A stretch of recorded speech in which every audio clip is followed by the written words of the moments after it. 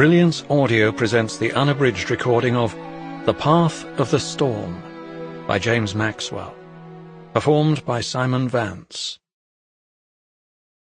Prologue. It was the first time in Centaur Cithrin's memory that he needed to survive on his wits alone.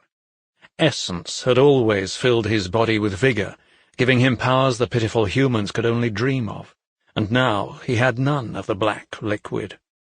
Yet his brother Evermen had chosen him for a reason.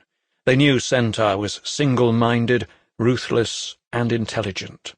The Evermen knew that, of all of them, he had cunning. He'd come far since his return, travelling through lands now foreign to him, where once he'd ruled as a god. Without allies and with no guildon, he'd managed to feed and clothe himself, no mean feat, finding his way alone through forests and over hills, surviving heartless cities and wary villages, heading ever north. Now Centaur stood in front of a hunter's log cabin, the first sign of habitation he'd seen in days.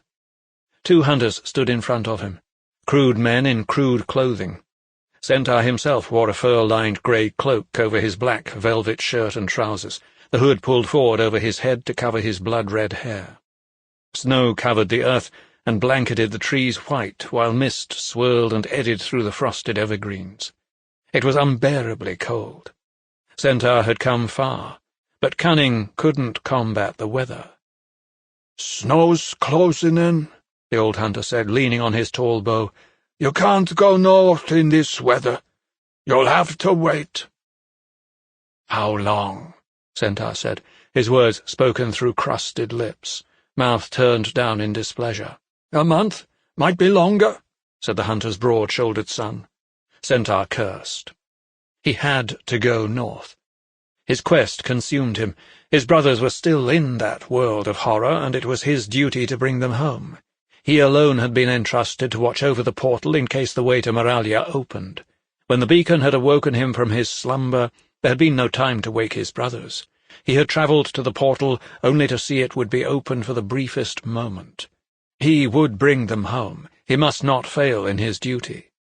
"No," Centaur said. "I must go north, to the Ice City, now."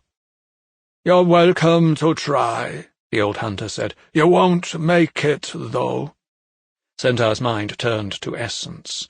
With Essence, the cold could never touch him. Yet it wasn't just he who had been forced.